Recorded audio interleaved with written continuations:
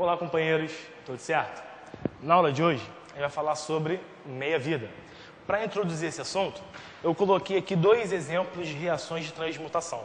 Na primeira delas, eu tenho um nitrogênio sendo bombardeado por um nêutron cósmico. Dessa reação, eu irei originar o carbono 14 mais um átomo de hidrogênio. Esse carbono 14, ele é um isótopo do carbono normal. E na maioria dos casos, os isótopos são radioativos. A partir do momento que ele é formado, ele é assimilado pelas plantas pelo processo de fotossíntese, e quando a gente inspira o ar, a gente não está inspirando apenas oxigênio, a gente está inspirando também um pouco de CO2. E muitas dessas moléculas de CO2 apresentam esse carbono 14.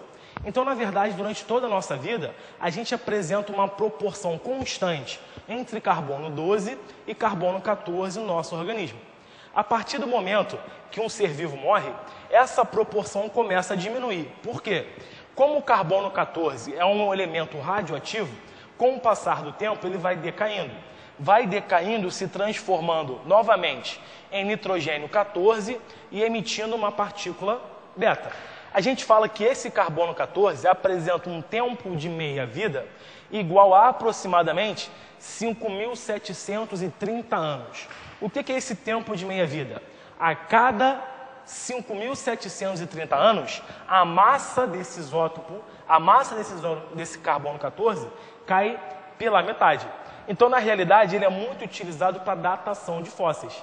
Porque a partir do momento que um ser vivo morre, esse carbono 14 começa a decair e a proporção entre o carbono 12 e o 14 no nosso organismo deixa de ser constante.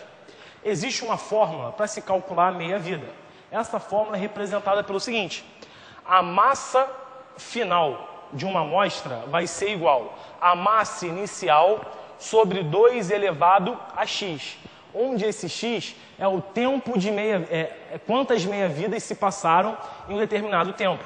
Eu posso descobrir esse x fazendo a relação entre o tempo total e o tempo de uma meia-vida. Um outro exemplo prático da meia-vida, com a Copa do Mundo se aproximando, é no exame antidoping.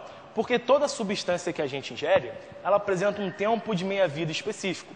Um tempo necessário para que a sua concentração no nosso organismo caia pela metade.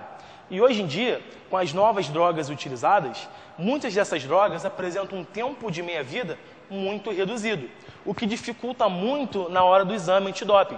Pelo seguinte, se o tempo de meia-vida dessa droga é pequeno, até no momento em que o atleta faz o exame, até que a sua amostra é coletada para análise, essa concentração é tão insignificante que não acusa nada para o analista. Na realidade, hoje em dia, a pesquisa é para se inventar novas técnicas para se identificar cada vez mais concentrações mínimas de substâncias proibidas pelo esporte.